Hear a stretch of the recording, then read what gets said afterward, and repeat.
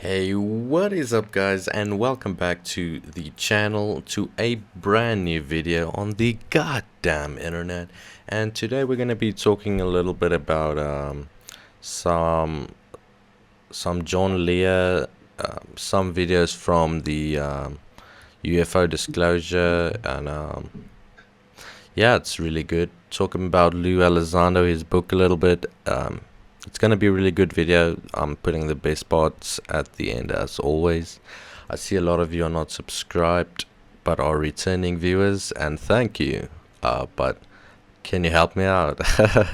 So yeah, thanks for being here. Appreciate the support recently, and let's fucking watch this video.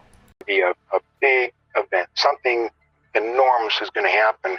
And these people have been abducted, and there's probably over 100,000 of them, have been given some place to go and something to do. But under our best hypnotic techniques. Let me know what you guys think about John Lear. Is he like a kook, or what do you think? Cannot find out what it is. So how do we know that that's true? Because they said they're going to do something. They know that they're going to do something, but they, under the hypnosis, they can't find out exactly what it is. We're kind of... Can we just take a second to appreciate how different George Knapp looked way back when? Not that he's old, but he was young there, right? That's crazy. Yeah, the G-Man himself. He like catapulted this whole genre, and yeah, pretty cool. Like the grandfather of UFOs. Comparing the U.S. population, at least, and by extension, the world population, and to that reality that there is a presence here, and that we need to explain this presence. Because if they show up and we continue to do what we did before, previous decades, and they show up, there will be mass panic. But if you understand that these are real, and we have 5 years from 2022, or maybe now 4 years, if they come in 2027, for the U.S. government to prepare the people about what is up there. And in many ways, I think the word got out within the government that they're showing up in 2027, and we better be prepared. And if not, there's going to be a lot of explaining to do. Definitely. Yeah, it better happen before that. I don't think we're going to be in any shape in a decade to be doing very much of anything. So I'm not hopeful for the future direction that we're moving in. And the future direction, climate-wise, AI-wise? Climate-wise and geopolitical-wise, that's the thing I think is going to kind of come. I think things are going to be pretty difficult starting in a few years. And from what I've been told by sources. What does that mean? It's going to be difficult? It's what just, things I mean, I can't say specifically. I don't know that much yet, and I can't really say, but just that a lot of what we take for granted now in life, I don't think is going to be, we're not going to have it. A lot of things we have now that makes our lives as wonderful as they are. Like electricity? Yeah, what the fuck? I hope these events are not taking away goddamn electricity, am I right? Are we being thrown back into the fucking Stone Age? Yo, what's that all about? Does anyone know more about this in the ufology lore? Damn, sounds like it would get pretty rough, right? I don't know. Just the access to all the things we have access to now that are dependent on the globalization, basically. The challenge is an effort to involve an acquisition of information from the other side that proves or disproves what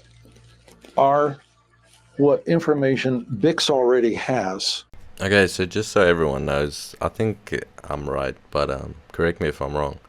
This guy's name is Robert Bigelow, and he used to own Skinwalker Ranch. I think that's how it is. Might be wrong, but yeah, he's like a billionaire, and he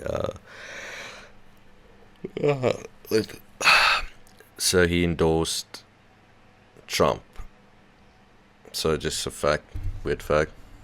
From multiple kinds of sources as to the disposition of the human race in time coming. it's a pessimistic view that we have relative to the data that are telling us what we see. I'm hoping we're wrong. If I understand what you're saying, it's basically like the data that is coming into you from multiple sources leads you to have a pessimistic outlook on the future of humanity. Yeah. And you're looking for some way that we might be able to change that apparent destiny. I don't think that's an achievable goal for me. I think I'm an explorer, a researcher, and I think that problem is gigantic. It's huge. Because it's coming at us from many angles. Yeah, it's probably already written on the wind one way or another, and it's going to happen. And there's little or nothing we can do about it. Part of that is a function of nobody's going to listen anyway, you know, and so who are we talking to, right? So we'll know, maybe we'll have more information than the average person on the street is going to have, right? And maybe that will give us some ability to have some comfort in our thought process of thinking about not just our container has a clock ticking, but from normal. Fucking love how this guy is talking right now, right?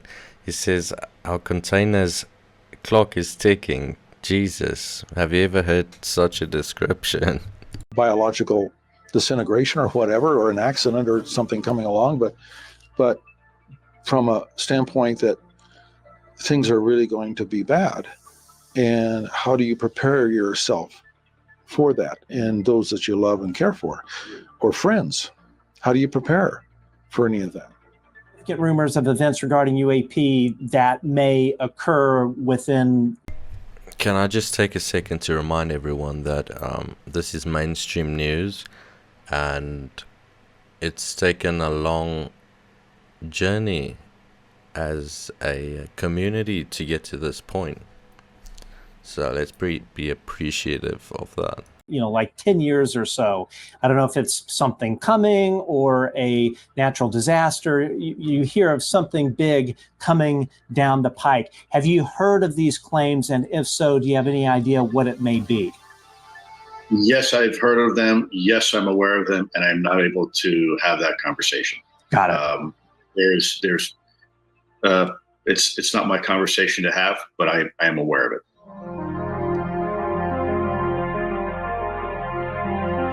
So Lou was obviously not approved by, I think, DARPSA it's called, to speak about this 2027 event. A lot of people are talking about it. This is really crazy, and it looks like it's becoming more of a known fact that something is happening in the years to come. So yeah, what do you guys think? There you go. Another shot coming back from Maricopa. Those are definitely not planes. I'm taking a short video. I'm going to pull over up here at the curb. I take some more video. I'm trying to show y'all. Y'all don't believe me.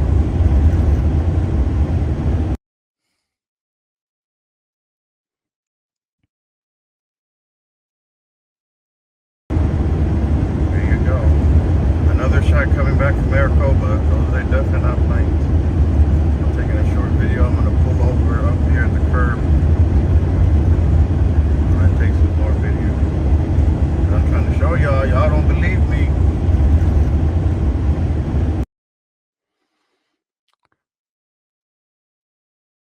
Feels like I'm thinking about that story from Ross Coulthard, where the different coloring of the orbs, or the what do they call them, UAPs or orbs or whatever, right? Have different uses or job descriptions, if it's describable that way. Their function basically is confined by their color. And Ross has spoken about the blue a lot, right? And yeah, really interesting. I think Lou also talked about that in the book.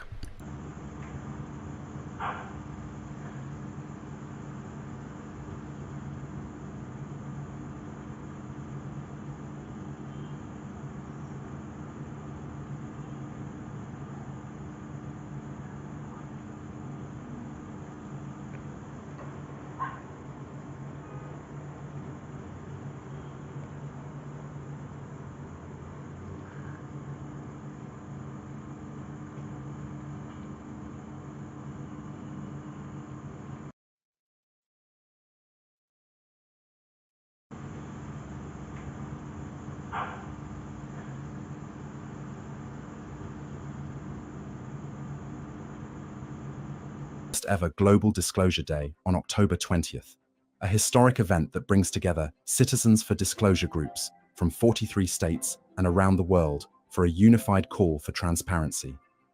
Watch parties will convene for a 2-hour live stream event, featuring powerful voices in the disclosure movement, including notable speakers and local activists sharing personal stories and groundbreaking updates on the UAP front. This is more than just a date to circle on your calendar. It's a day to rally behind, a global movement for truth and transparency. Visit newparadigminstitute.org. Join us in making disclosure a worldwide movement.